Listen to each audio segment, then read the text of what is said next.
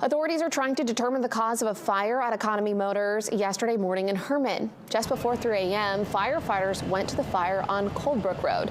When they arrived, part of the building above the garage was on fire. First responders quickly extinguished the fire before it was able to spread to any other section of the building.